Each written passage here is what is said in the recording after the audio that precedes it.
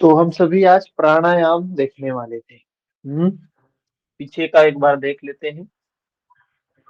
सप्तांग योग महर्षि हिरण्य ने दिया, जिसको घटस्थ योग, घट योग। गाड़ी जाए वहाँ चल रहा है, ठीक है। रोहित जी, कुछ कहना है?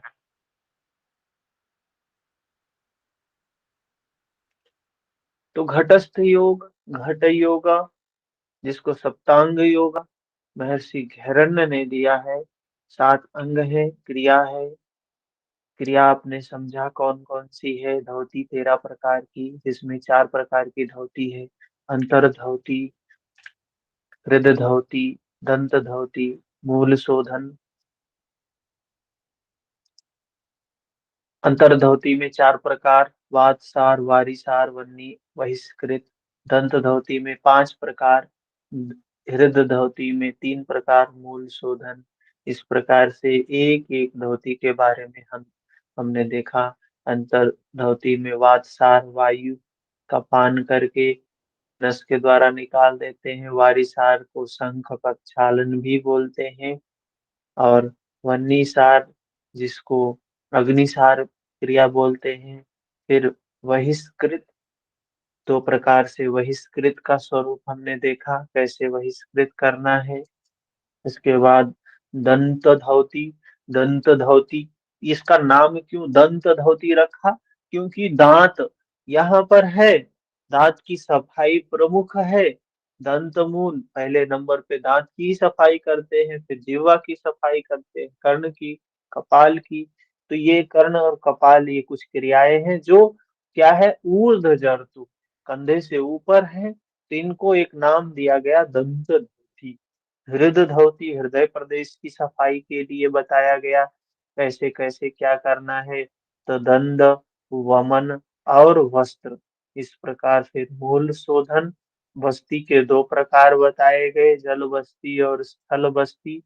नेति के एक प्रकार बताया गया, नौली के एक प्रकार बताया गया, त्राटक के एक प्रकार बताया गया। फिर कपालभाति के 3 प्रकार, वात कर्म, व्युत कर्म, शीत कर्म।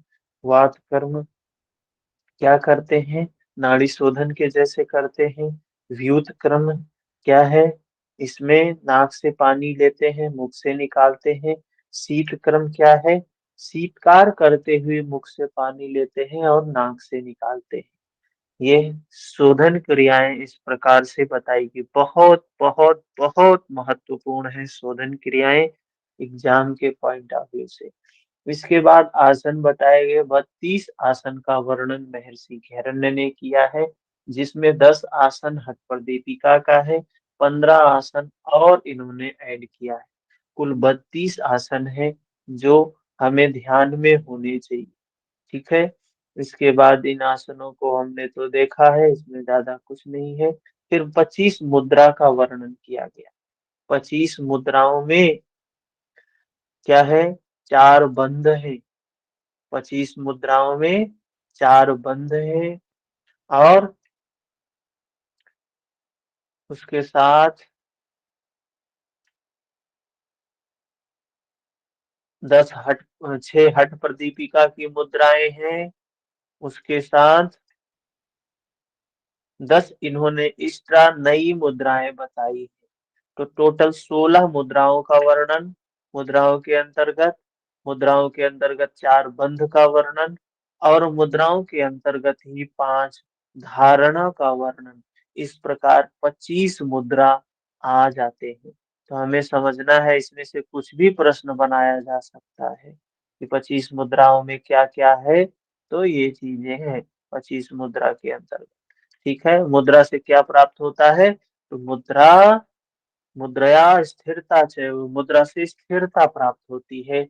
ये मुद्राएं हैं, और इनके बारे में कुछ है, खासियत क्या है? कुंडलिनी जागाने वाली जो 3 मुद्राएं हैं।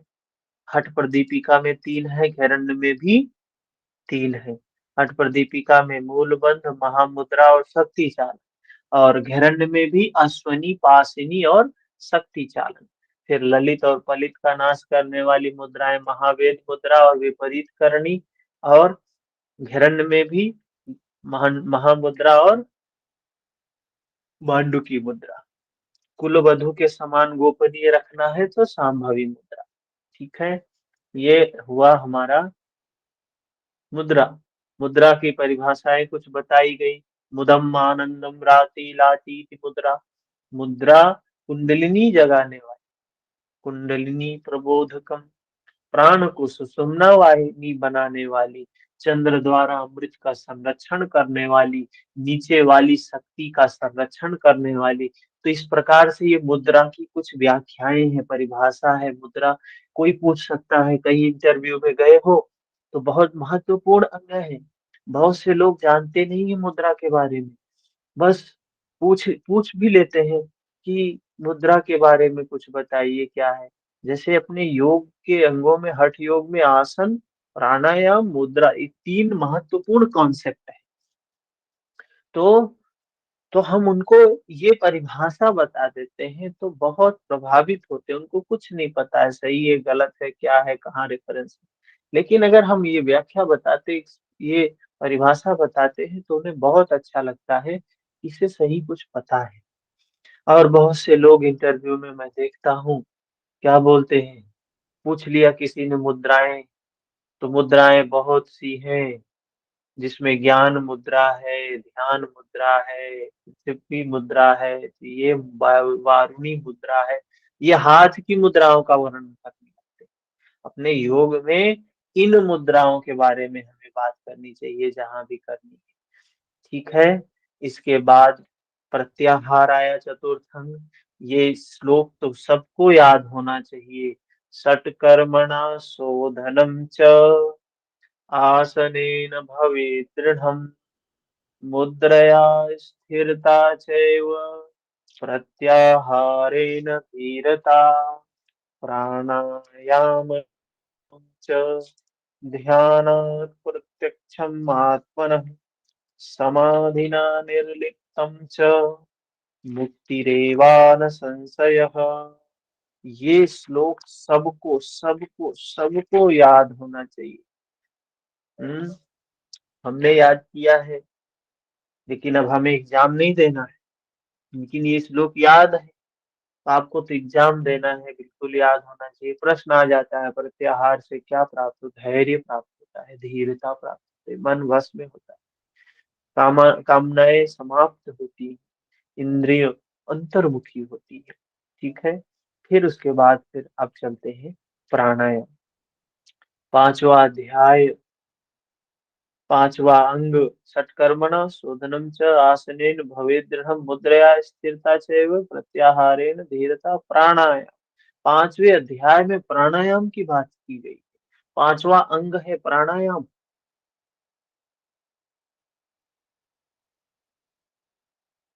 तो प्राणायाम से पूर्व कुछ बातें बताई गई। कितनी बातें बताई गई हैं प्राणायाम से पूर्व? चार बातें बताई गई। प्राणायाम से पूर्व कितनी बातें हैं? चार। कौन कौन सी? स्थान, काल, मिताहार, नाड़ी शुद्धि। ये चार बातें ध्यान में रखनी चाहिए। स्थान कैसा होगा, जहां आप योग का अभ्यास करेंगे, वो स्थान कैसा होगा। अच्छा, सीक्वेंस में, इसी सीक्वेंस में भी बताना है आपको। काल क्या होगा, मिताहार और नाड़ी शोधन, ये चार चीजें ध्यान में रखनी है। तो स्थान के बारे में क्या बताया है? दूर देश में, जंगल में, राजधानी में, इन सब जगह योग का अभ्यास नहीं करना है। कहाँ करना है? तो सुंदर धर्मशील देश में हो, जहाँ के लोग धार्मिक हो, जहाँ खाद्य पदार्थ आसानी से सुलभ हो, देश के लोग उपद्रवी ना हो, वहां कुटी बनाकर चारों ओर दीवार बनाकर, वहां कुआं हो, आसपास में जलाशय हो, जमीन न ऊंची हो न नीची हो, न गोबर से लिपि होनी चाहिए, और कीट पतंग आदि से रहित एकांत स्थान में प्राणायाम का अभ्यास करना चाहिए। काल की बात आती है, काल कैसा होगा, तो बताया कि हमें मध्य में, उत्तरायण के मध्य में वसंत ऋतु, दक्षिणायन के मध्य में शरद ऋतु में ही हमें योग का अभ्यास शुरू करना चाहिए। बाकी समय में करते हैं तो बीमारी का कारण बनेगा। फिर मिताहार के बारे में बताया। मिताहार 2/4 अर्थात आधा पेट भोजन करना चाहिए। आधे का आधा 1/4 भाग जल से, 1/4 भाग वायु से। उदाहरण लें तो अगर 4 रोटी खाने की क्षमता है आपकी, हाँ, तो आपको 2 खाना चाहिए, और 2 के बाद आधा भी बचा है, उसका आधा 1 रोटी के बराबर पानी और 1 रोटी के बराबर खाली जगह होना चाहिए। इसको कहा मिताहार है। मिताहार का श्लोक हठप्रदीपिका में जो है, क्या है? सुस्निग्ध मधुराहार चतुर्थांश विवर्जिता भुज्यते शिव संप्रीत्यै मिताहारः स उच्यते। वो याद होना चाहिए। मिताहार नहीं करेंगे, मिताहार के पालन से क्या होगा, तो कहा रोग उत्पन्न नहीं होगा। मिताहार का अभ्यास नहीं करेंगे तो रोग बनेगा। तो आज कौन रोगी नहीं है? हम आपस में ही देखें तो हर व्यक्ति किसी न किसी रोग का शिकार है। कोई न कोई रोग हर व्यक्ति को है। तो उसका कारण कहीं न कहीं आहार भी है। इसीलिए भगवान कृष्ण ने भी युक्ताहार विहारस्य, युक्त आहार की बात की। पथ्य अपथ्य बताया है, क्या खाना है क्या नहीं खाना है। पथ्य क्या है, तो ये चीजें हैं जो हम सामान्यतया अपने घरों में प्रयोग करते हैं। चावल है, दाल है, मूंग की, जौ की, उड़द की, गेहूं की, चना की, परवल की, हाँ, और कंकोल, कटहल, करेला, फूल, कुंदरू, मानकंद, अरवी, ककड़ी, केला, गूलर, चौलाई, बैगन, रिद्धी, ये सब हमारे लिए ठीक। फिर निषिद्ध आहार में क्या है? कड़वा, अम्ल, तिक्त, लवण, भुने, दही, तक्र, भुने पदार्थ हैं, दही है, तक्र है, शाक है, उत्कट मध्य, ताल, कटहल, कुल्थी, मसूर, प्याज, कोहड़ा, साग, गोया, कैच, कंकोड़ा, ढाक, कदम, जंबीरी, नींबू, कुंदरू, कटहल, लहसुन, कमरख, प्याज, ये हींग, सेम, बंडा, ऐसे इसमें से ही कुछ ऑप्शन आ जाएगा। ठीक है, इसमें से ऑप्शन आ जाएगा, आपको एलिमिनेट करके हम देखेंगे। अभी प्रश्न सॉल्व करेंगे जब हम 15 के बाद 3 से 13, 3 से 14, 14 तक हम नहीं रहेंगे। 3 तारीख को क्लास होगी, सुबह की क्लास होगी 3 की। फिर 14 तक हम 10 दिन के लिए नहीं रहेंगे। तक्र मतलब छाछ होता है। तो उस दौरान आप पीछे के जो भी क्लासेस रहेंगे वो सब देख लेंगे, और आशुतोष जी कवर कर लेंगे काफी चीजें। कल कल वशिष्ठ, योग वशिष्ठ की क्लास थी, जी सर। समझ में आ रहा था? जी सर, बहुत अच्छा। हाँ, तो आशुतोष जी कंटिन्यू करेंगे। तो उसके बाद हम फिर एमसीक्यू, मल्टीपल चॉइस क्वेश्चन, और उसके बाद फिर PYQ, previous year question solve करेंगे, जो एग्जाम के डेट के आने के एक के बाद संभव होगा पीवाईक्यू। और उसके पहले हम एमसीक्यू क्वेश्चन ढेर सारे कर लेंगे, 1000-2000 क्वेश्चन। इससे हमें पता चल जाएगा कि प्रश्न सॉल्व करने का टेक्निक क्या होता है, कैसे प्रश्न को सॉल्व करना चाहिए। ठीक है, विघ्न क्या है? मार्ग गमन, स्त्री गमन, अग्नि सेवन, मक्खन, घृत, दूध, गुड़, शक्कर, दाल, आंवला, अम्ल रस, ये सब नहीं लेना है। फल में भी कुछ चीजें बताई है, नहीं लेना है। फिर क्या है इसमें? मसाला में ये है, नहीं लेना है। ऐसे भोजन, ऐसी चीजें, अधिक ठंडा, प्रातः स्नान, उपवास, कष्टकारक कार्य नहीं करना है। ये चीजें नहीं करनी है कि दिन भर में एक ही बार भोजन करेंगे या हर 2 घंटे 3 घंटे पे भोजन करेंगे या निराहार व्रत रखेंगे। ऐसी स्थितियां नहीं लानी चाहिए, ऐसे काम नहीं करने चाहिए। प्राणायाम अभ्यास से पूर्व कहते हैं नित्य प्रति दूध घृत का सेवन करना, मध्याह्न एवं साय दोनों समय भोजन करना, 2 बार भोजन करना। नाड़ी शोधन बताया गया। नाड़ी शोधन कितने प्रकार का बताया गया, प्रश्न आता है। नाड़ी शोधन का प्रकार क्या है? अच्छा, एक चीज और है, ये भी श्लोक भी याद कर लेंगे तो बहुत अच्छा होगा। ठीक है, बहुत अच्छा होगा कि कौन से श्लोक में ये बातें बताई गई। जैसे यहाँ देखिए, ये ऊपर लिखा है ना 4 सीक्वेंस, ये जो सीक्वेंस लिखा है, स्थान कहाँ बताया है, 5वें अध्याय से 3-7 श्लोक। काल 5वें अध्याय के 8 से 15 तक, मिताहार 5 से 16 से 31 तक। तो ये सब याद, श्लोक भी ध्यान में, थोड़ा सा ध्यान तो होना ही चाहिए कि 5वें अध्याय में है, नहीं तो पता चला कि कुछ भी पता नहीं है। हाँ?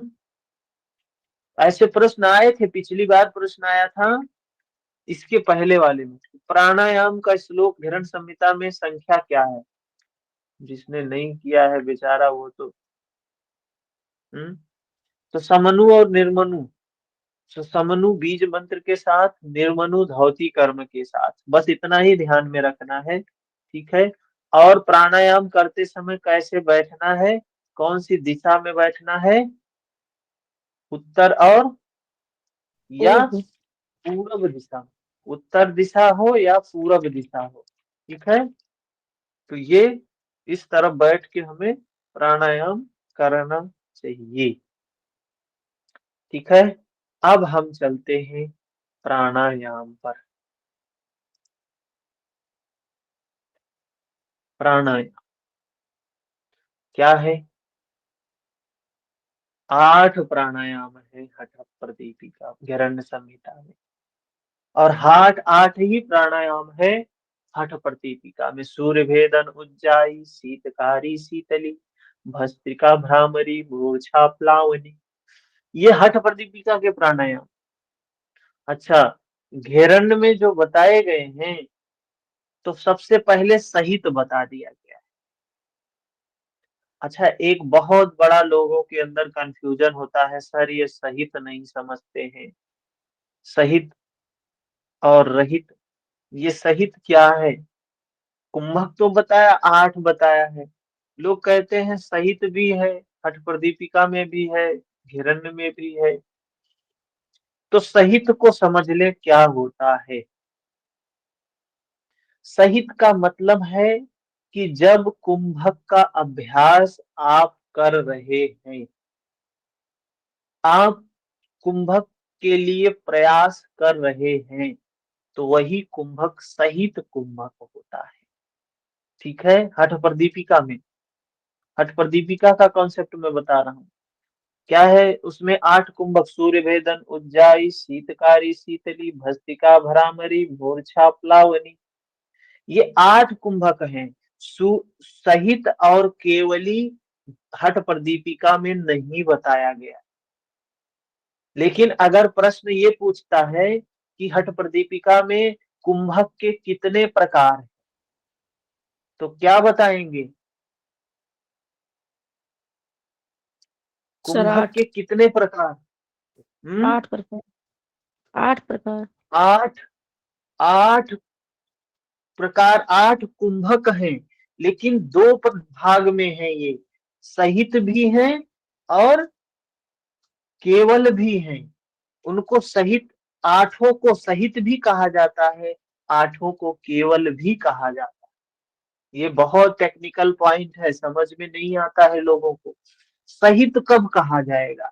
जब हम कुंभक का अभ्यास कर रहे हैं, मतलब हम कुंभक लगा रहे हैं, सूर्य भेदन में, उज्जाई में, शीतकारी में, शीतली में, भस्त्रिका में, भ्रामरी में, मूर्छा में, प्लावनी में जब हम कुंभक लगा रहे हैं तो उस कुंभक को कहा जाएगा सहित कुंभक।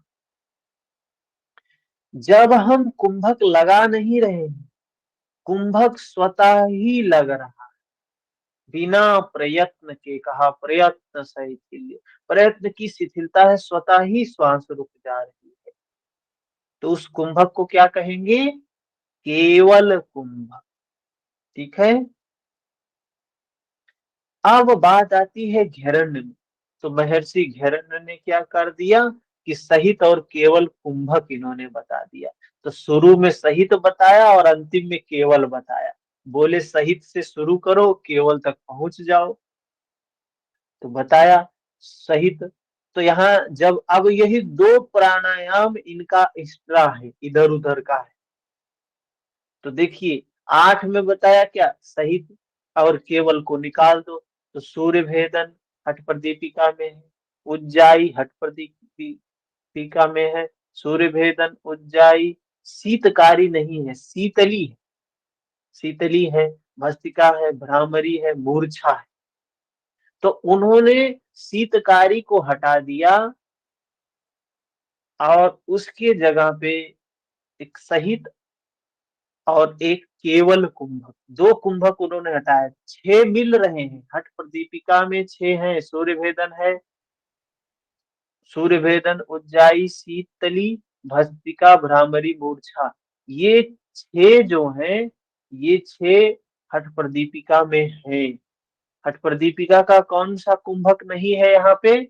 सूर्य भेदन उज्जाई शीतकारी शीतकारी शीतली। हाँ, प्लावनी, शीतकारी प्लावनी। प्लावनी। तो हाँ, शीतकारी और प्लावनी। तो शीतकारी की जगह इन्होंने सहित प्राणायाम और प्लावनी की जगह केवल। बहुत कंफ्यूजन होता है, बार बार इसको समझ लेना है, कंफ्यूज नहीं होना है हठ प्रदीपिका के और घेरण्य के कुंभक में। ठीक है। तो यहाँ 6 हठ प्रदीपिका के ही हैं कुंभक, 2 उन्होंने हठ प्रदीपिका का शीतकारी यहाँ शामिल नहीं किया है और प्लावनी शामिल नहीं किया है। तो प्लावनी की जगह केवली और शीतकारी की जगह सहित, ये प्राणायाम है।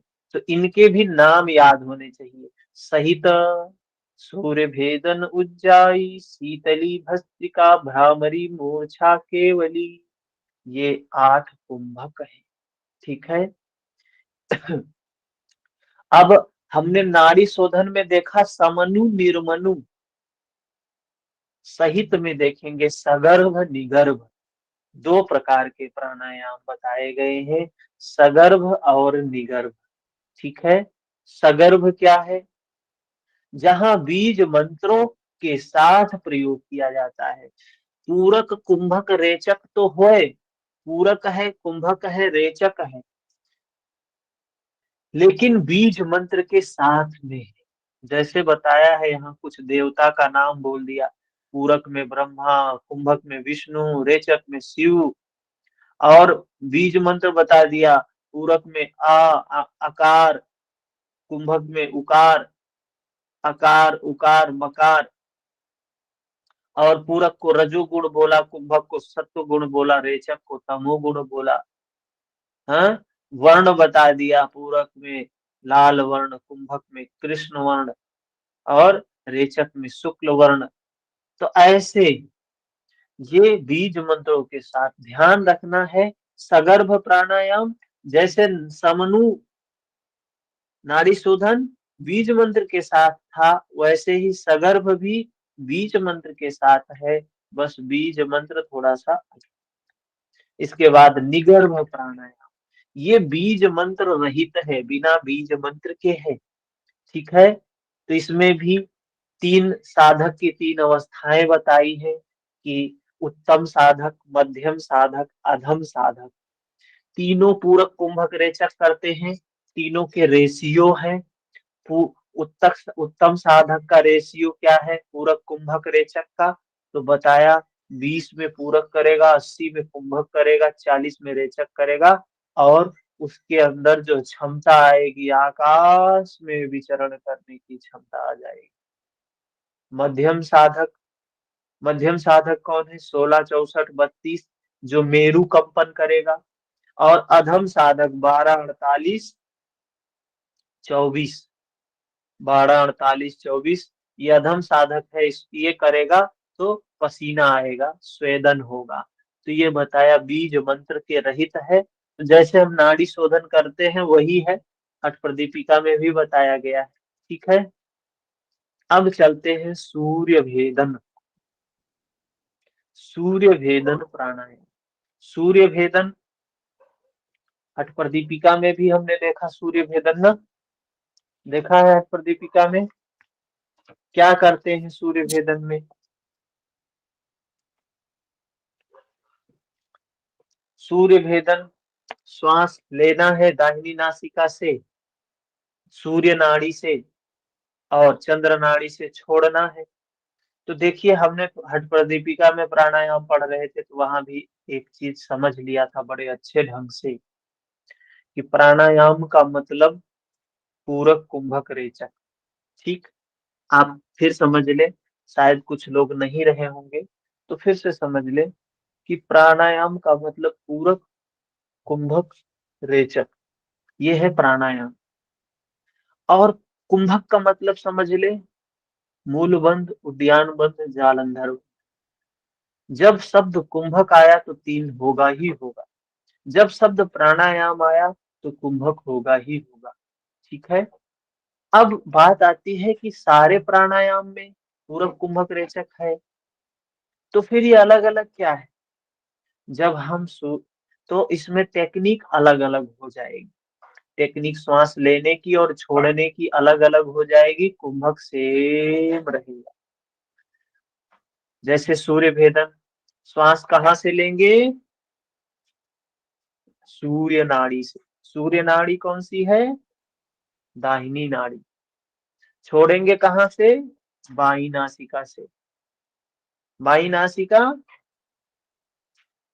बाई नासिका चंद्र नाड़ी। तो सूर्य चंद्र नाड़ी नाड़ी। से लेंगे, चंद्र नाड़ी से छोड़ेंगे, इसको कहा सूर्य भेदन है। तो भाई प्राणायाम है तो कुंभक भी होगा। तो क्या करना है? नाभि से समान वायु को सूर्य नाड़ी द्वारा उठाकर विधिवत कुंभक करके रेचन करें। तो दाएं नाक से पूरक, बाएं नाक से रेचक, पसीना आने तक कुंभक करें। यहाँ बोला है ये जरा मृत्युनाशक है। कुंडलिनी जागरण बहुत महत्वपूर्ण बात है। हठ प्रदीपिका में कुंडलिनी जागरण करने का प्राणायाम कौन सा है?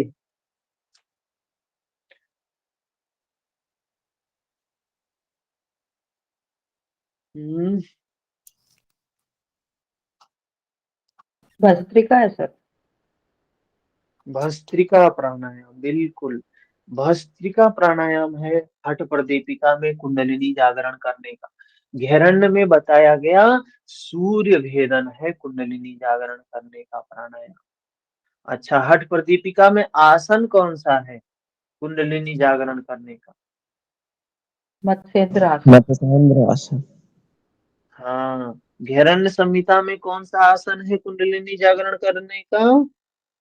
भुजंगासन। भुजंगासन, बिल्कुल याद होना चाहिए।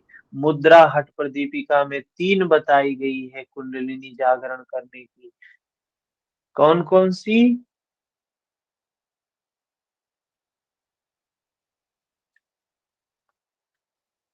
तीन मुद्रा आज ही हमने देखा। मूलबंध, शक्ति चालिनी मूलबंध, शक्ति चालिनी और और महावेद। महावेद है या महामुद्रा है सर। महामुद्रा? महामुद्रा। महामुद्रा। ऐसे ही घेरण्य में 3 मुद्रा है, कौन कौन सी? अश्वनी, पाशिनी और शक्ति चालन। याद होना चाहिए, यहीं से प्रश्न आता है और हर बार एक प्रश्न आता ही आता है, आता ही आता है। तो सूर्य भेदन समझ में आया? दाहिनी नासिका से श्वास लेना, बाएं से छोड़ना, बीच में कुंभक में मूल बंध, उद्यान बंध, जालंधर बंध, ये तो सब होता ही होता है, होगा ही होगा। इसके बाद ये है सूर्य भेदन प्राणायाम, जिससे हमारे शरीर में हीट बढ़ता है। अच्छा चलो प्रैक्टिकल बात समझते हैं, कोई थ्योरी की बात नहीं, प्रैक्टिकल बात। आपके शरीर में हीट बढ़ गया, आपके शरीर में हीट बढ़ा हुआ है, तो क्या लक्षण होंगे? क्रोध आएगा, बीपी बढ़ा हुआ है, शायद सांस तेज हो जाए। सांस तेज होगा, पसीना आएगा, घबराहट होगा, बेचैनी होगा। और प्रश्न आ जाए कि किसी का हार्ट बीट हाई बीपी का पेशेंट है, कौन सा प्राणायाम नहीं करवाना है? तो सूर्य भेदन सूर्य भेदी। करवाओगे क्या? सूर्य भेदन मतलब हीट बढ़ाने वाला है, और आपके शरीर में ऑलरेडी हीट बढ़ा हुआ है, तो हीट बढ़ाने वाला प्राणायाम कतई नहीं करवाना है ना। लेकिन प्रश्न आ गया, कोई व्यक्ति बिल्कुल शांत है, अवसाद में, डिप्रेशन में, एकदम शांत, एकदम शून्य, निगेटिविटी खूब है उसके अंदर में, बीपी लो है, ऐसे व्यक्ति को कौन सा प्राणायाम करवाएं? तो सूर्य भेदी प्राणायाम। उसको उसको ही उसको हीट देना है ना, उसको ऊर्जा देना है ना। ठीक है, तो ऐसे ही बुद्धि के आधार पे प्रश्न का जवाब देना है, कभी रट्टू तोता बन के प्रश्न का सॉल्व नहीं, जेआरएफ नेट ऐसे नहीं निकल जाएगा रट के निकाल ले। चलो आगे चलते हैं। तो ये देखिए, ये है, प्राण, अपान, समान, व्यान, उदान हमने देखा भी है, इनका स्थान कहाँ है, इनमें तत्व कौन से हैं। कभी कभी तत्व भी पूछ लेते हैं, कभी कभी तत्व भी पूछ लेते हैं। प्राण कहाँ रहता है? हृदय में। उसके अंदर कौन सा तत्व है? सूर्य तत्व। अपान कहाँ है? गुदा में। इसके अंदर कौन सा तत्व है? पृथ्वी तत्व है। समान, नाभि में, आकाश तत्व। व्यान, पूरे शरीर में, वायु तत्व। उदान, कंठ में है, अग्नि तत्व। ठीक है, ऐसे उपप्राण कहाँ रहते हैं? नाग, कूर्म, कृकर, देवदत्त, धनंजय। नाग मुख में रहता है, कूर्म नेत्र में, कृकर कंठ में, देवदत्त नासिका में, धनंजय पूरे शरीर में। इनके सारे काम है, याद होने चाहिए ये सब, आपको पहले भी देखा था हमने। अब चलते हैं दूसरा प्राणायाम, उज्जाई प्राणायाम। उज्जाई प्राणायाम क्या है? श्वास लेना और छोड़ना तो दो तो होगा ही होगा, कुंभक होगा ही होगा। अब उज्जाई में श्वास कैसे लेंगे? कैसे लेंगे श्वास? हम्म? दोनों नाक से तो श्वास दोनों लेंगे। नाकों से। कैसे? दोनों नाक से श्वास लेंगे, और छोड़ेंगे कैसे? बाएं नाक से श्वास छोड़ेंगे। ठीक है, तो बहुत से लोग इंटरव्यू में गए हैं, पूछ लेते हैं हठ प्रदीपिका में कितने प्राणायाम बताए, या घेरन संहिता में कितने प्राणायाम, कंफ्यूज हो जाता है बेचारे प्राणायाम। और कहीं उसने टेक्निक पूछ लिया, सूर्य भेदन कैसे करना है, समझ ही नहीं आता, क्योंकि पढ़ा ही नहीं बेचारा, किया भी नहीं कभी, पढ़ा भी नहीं कभी। बस हाँ, एक डिग्री ले लिया, सर्टिफिकेट ले लिया, डिप्लोमा ले लिया, एमए कर लिया, और डिग्री मिल गई, और उसको नंबर मिल गया, 80% नंबर है, बस वही लेके घूम रहा है, इधर उधर घूम रहा है। तो जहां जा रहा है 500 लोग मिलते हैं, कहीं जाओगे 500 लोग मिलेंगे इंटरव्यू में? लंबी खासी अच्छी खासी भीड़ है, न प्रैक्टिस है, न जीवन में है, न पढ़ा है, कुछ भी नहीं है, सिर्फ कागज का टुकड़ा लेके घूम रहा है, और दोष देता है सरकार को। भर्ती नहीं निकालते हैं ये, योग को बढ़ावा नहीं देते हैं, योग बढ़ेगा नहीं तो लोग सुधरेंगे कैसे? हमारे अंदर कोई सुधार नहीं आया। सर्टिफिकेट लेके हम पूरी दुनिया को सुधारना चाहते हैं सिर्फ, कौन सी दुनिया सुधर जाएगी? सुधार तो हमसे होगा ना, हम स्वयं को बदलें, स्वयं को सुख शांत रखें, पूरी दुनिया शांत होगी फिर। हम चाहते हैं दुनिया सही हो जाए, दुनिया स्वस्थ हो जाए, दुनिया सुखी हो जाए, लेकिन हम नहीं सुखी हो, हम नहीं शांत, हम नहीं स्वच्छ हो। योग खुद से शुरू होने की प्रक्रिया है। तो उज्जाई प्राणायाम दोनों नाक से श्वास लेना है, बाएं नाक से छोड़ना है। लेकिन श्वास कैसे लेना? जैसे लेते हैं दोनों नाक से लिया, दोनों नाक से बाएं नाक से छोड़ दिया, हो गया उज्जाई प्राणायाम? नहीं, उज्जाई प्राणायाम जब हम करते हैं तो गले को कॉन्ट्रैक्ट करके करते हैं। कभी देखा है श्वास, सांप की आवाज सुना है श्वास लेते हुए? सांप, सांप, नाग जब श्वास लेता है तो किस तरीके से उसकी आवाज सुनाई देती है, सांस सांप की फुफकार करती होती है। ऐसे ही जब हम अपने गले को कॉन्ट्रैक्ट करके, वो भी इतना कॉन्ट्रैक्ट नहीं करना है कि आपका चेहरा दिखाई दे, तनाव में हो आप, बिल्कुल सहज तरीके से गले को कॉन्ट्रैक्ट करना है। और जब वायु अंदर जा रही है तो गले में फील होनी चाहिए कि वायु जा रही है, और वो जाते समय थोड़ा सा आवाज भी आता है। फिर जब श्वास निकलता है तो भी आवाज आनी चाहिए। इससे कहा ये गले के लिए अच्छा है। और जानते हैं, ये प्राणायाम इतना अच्छा प्राणायाम है कि इसको कहा उठते बैठते चलते फिरते हमेशा करते रहना, हमेशा करते रहना। तो एक प्रश्न इस पे पूछ लेते हैं। कौन सा प्रश्न पूछते हैं? कि कौन सा प्राणायाम है जो उठते बैठते चलते फिरते किया जा सकता है? तो कौन सा प्राणायाम है? उज्जाई प्राणायाम। और ये जठराग्नि प्रदीप्त करता है कफ संबंधी। कफ प्रश्न पूछ लेते हैं, कफ संबंधी दोष के लिए कौन सा प्राणायाम अच्छा है? कौन सा प्राणायाम अच्छा है? उज्जाई प्राणायाम। और कौन सी क्रिया अच्छी है कफ संबंधी रोग के लिए? कौन सी क्रिया अच्छी है? भौतिक क्रिया। हम्म भौतिक क्रिया सत्कर्म करेंगे सर। कपालभाति ना सर, कपालभाति।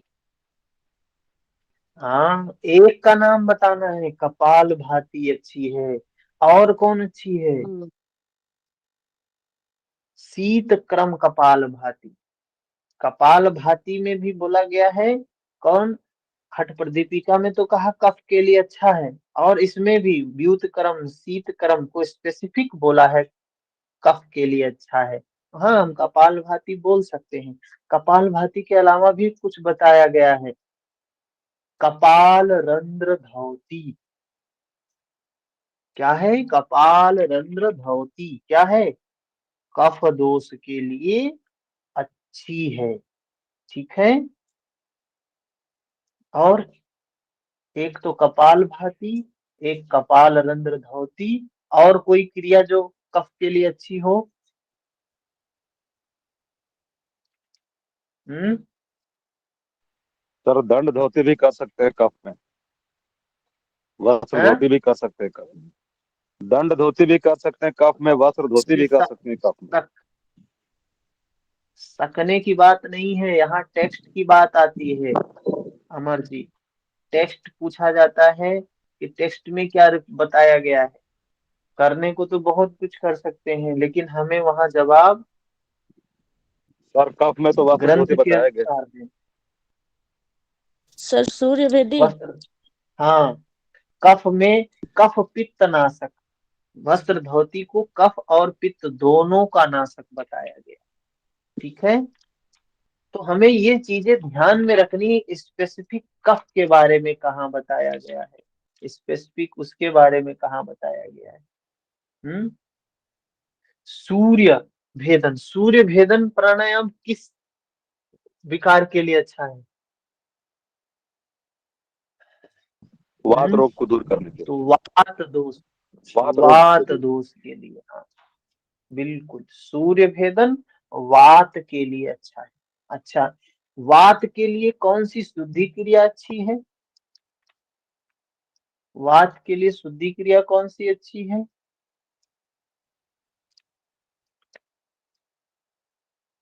पता है?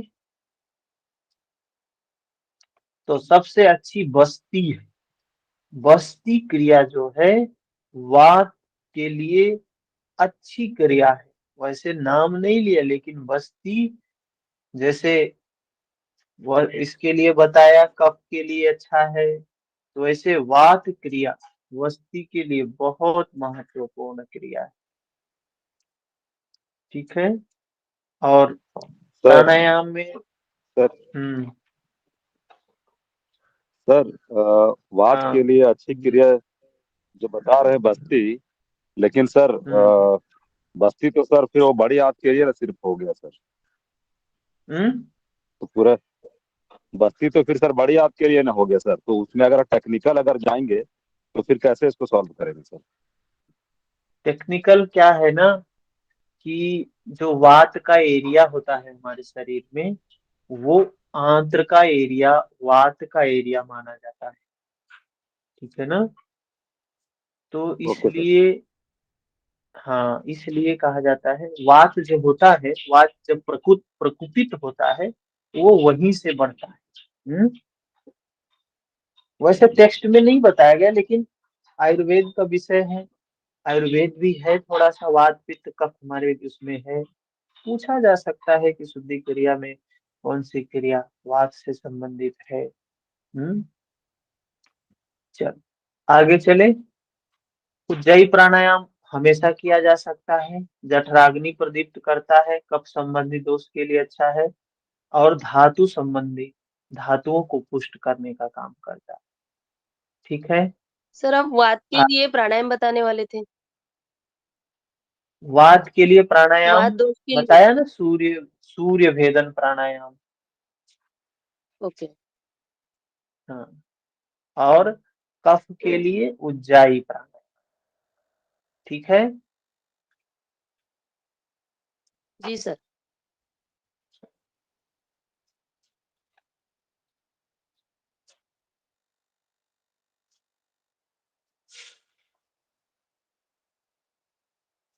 इसके बाद कौन सा है? शी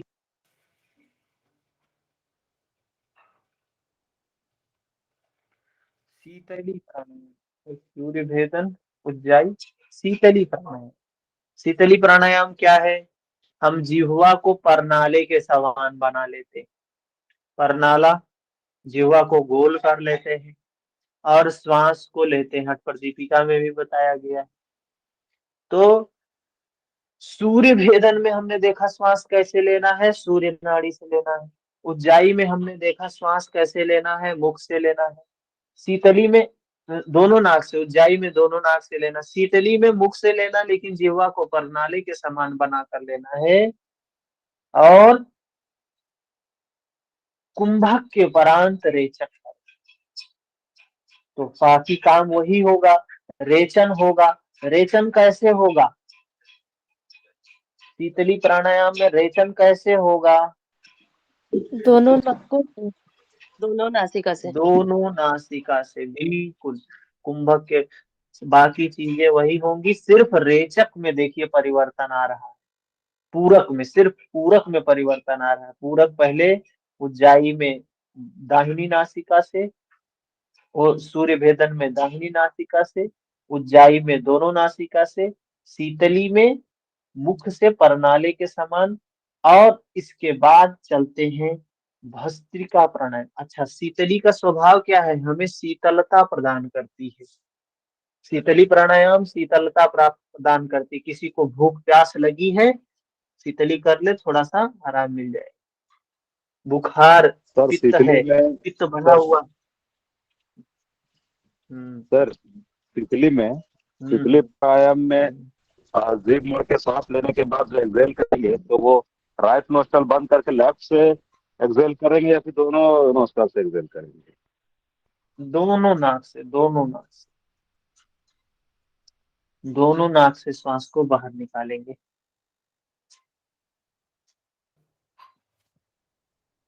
एक मिनट।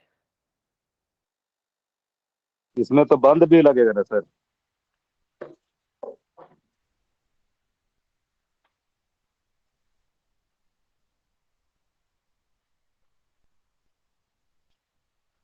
हेलो।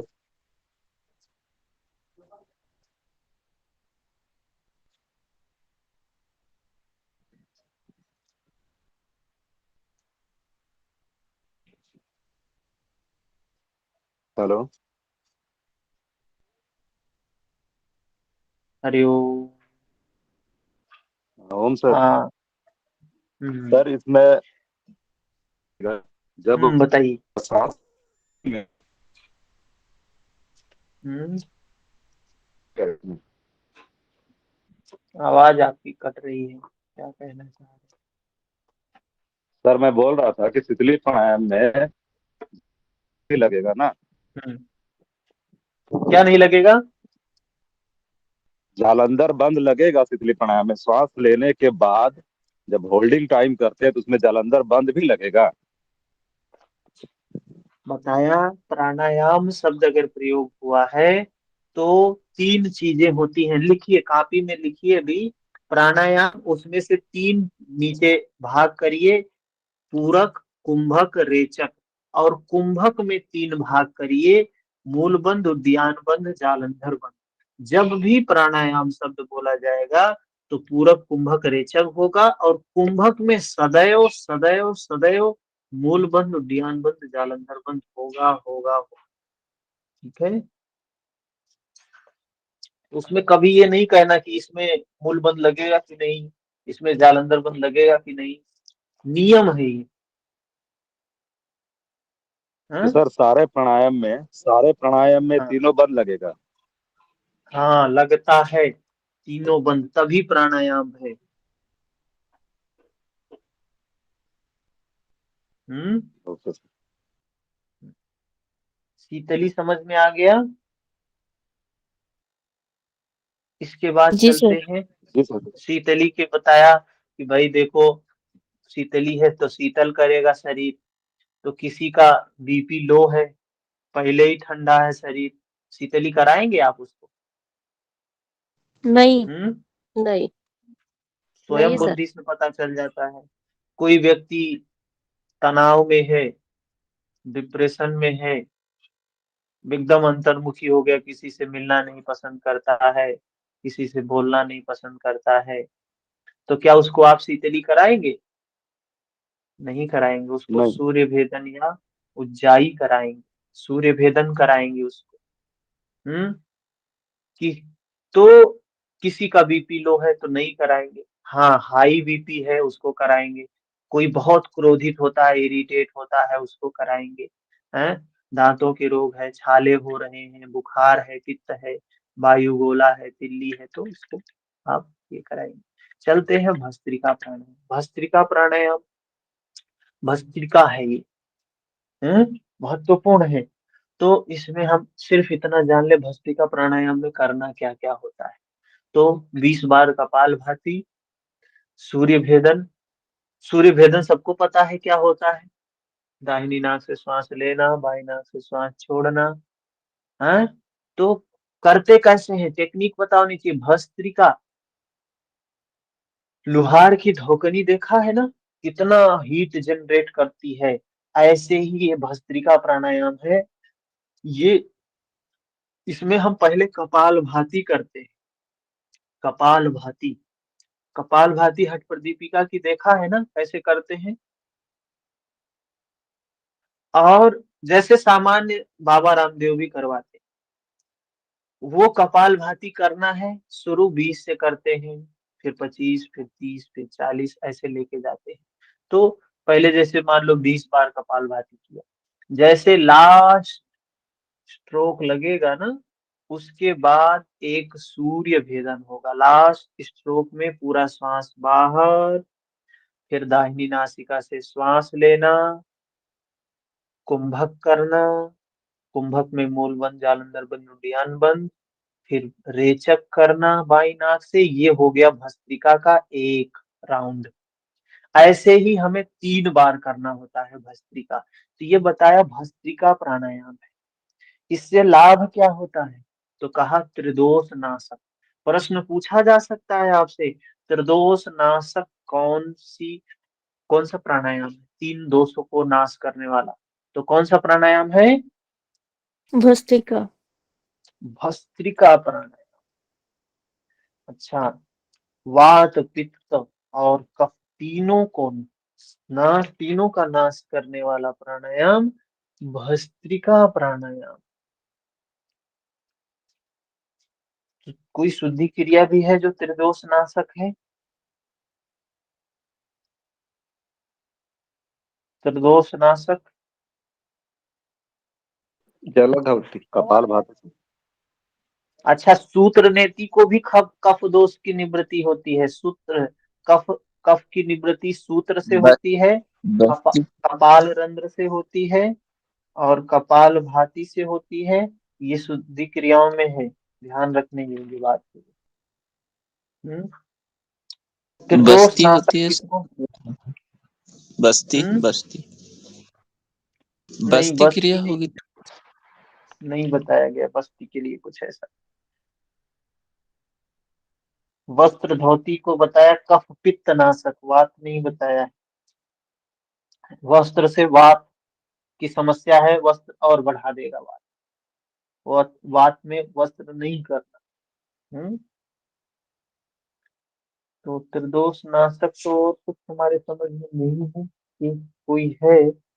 सभी रोग समाप्त होता है, ऐसा कई जगह प्रयोग हुआ है, लेकिन त्रिदोष शब्द का प्रयोग नहीं हुआ। चलिए, यहाँ ध्यान रखना है, भस्त्रिका ही एक स्पेसिफिक ऐसा प्राणायाम है जो त्रिदोष नाशक।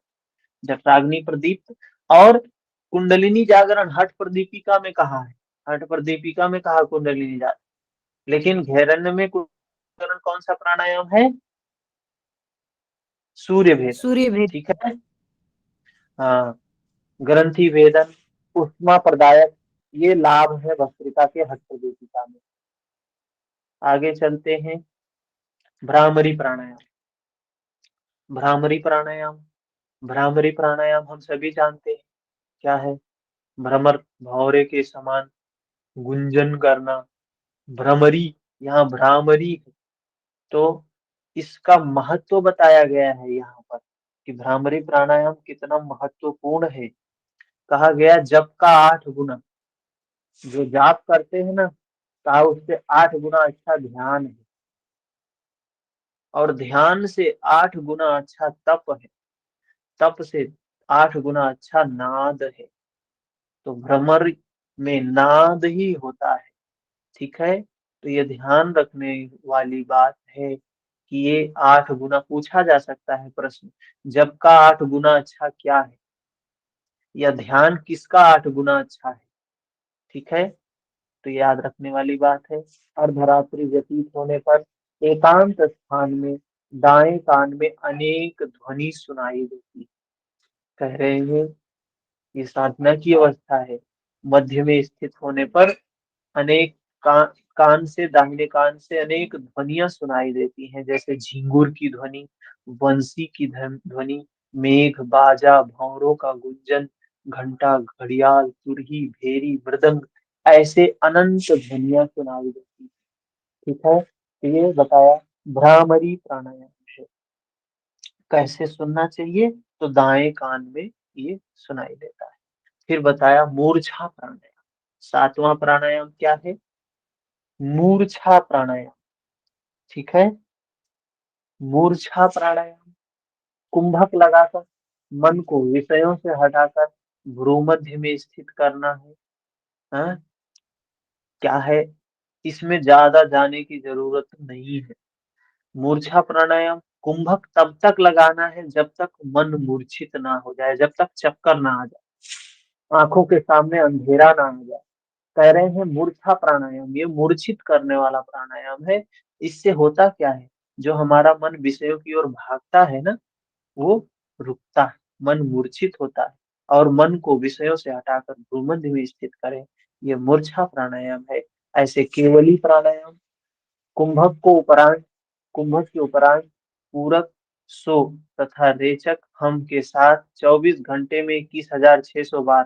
तो ये संख्या भी एक बार प्रश्न में आया था, 21,600 पिछले साल या इसके पहले आया था कि ये केवली प्राणायाम में कितने बार ऐसा कुछ आया था। एक बार 24 घंटे में कितनी बार श्वास चलती है हमारी? 21,600 बार। तो कह रहे हैं श्वास का अभ्यास होगा, मतलब जब ये हमारी श्वास आ रही है, जा रही है, हम इसमें कुछ नहीं कर रहे हैं। आ रही है तो श्वास के साथ ही स्वतः हो रहा है, सो जा रही है तो स्वतः ही हो रहा है। हम श्वास के श्वासों कहते हैं हीरा जैसे श्वासा बातों में बीती जाए रे। ये श्वास बातों में ना बीते, उस जाप में बीते, उस ब्रह्म के ध्यान में बीते। हर श्वास में उसका ध्यान है, हर श्वास में उसका ध्यान है। स्थूल शरीर की लंबाई बताया कितनी होती है, हमारे शरीर की लंबाई हमारे अंगुल से 96 अंगुल होती है। सामान्य रेचन कितना होता है? 12 अंगुल। जो हम श्वास छोड़ते हैं ना, तो हमारे नाक से 12 अंगुल दूर तक सामान्य रूप में जाता है। लेकिन कोई गायक गाना गाता है तो 16 अंगुल। भोजन जब हम करते हैं तो श्वास की गति और होती है, चलते हैं तो और होती है, निद्रा के समय और होती है, मैथुन के समय और, व्यायाम के समय और। ऐसे ही ये हमारे श्वास की गति बताई गई है, लंबाई बताई गई है कि कितनी लंबाई है हमारे श्वास की। ठीक है। इसके बाद रेचन की लंबाई 12 अंगुल से घट जाए तो आयु वृद्धि होती है। जब रेचन की लंबाई घटेगी तो हमारा आयु बढ़ेगा। और अभ्यास करने के लिए कहा गया है, प्रातः मध्याह्न सायं 3 बार अभ्यास करने के लिए कहा गया है। प्राणायाम के साधन से आकाश गमन, साधक को आकाश गमन, रोगनाशन, कुंडलिनी जागरण, प्राणायाम का साधन करने वाले पुरुष के चित्त में परमानंद की उत्पत्ति होती है और वह सुखी बनता है। ठीक है। तो यहाँ पे ध्यान है, कल आगे ध्यान के बारे में और चीजें देख लेंगे। ध्यान, समाधि, बाकी चीजें कल देखेंगे। ठीक है। 8:15 हो गया है, समय बहुत कम है। मेहनत करें, अच्छे से सफलता प्राप्त करें, सारे गुरु लोग अपने लक्ष्य को प्राप्त करें। गुरुजी सिद्धांत पद्धति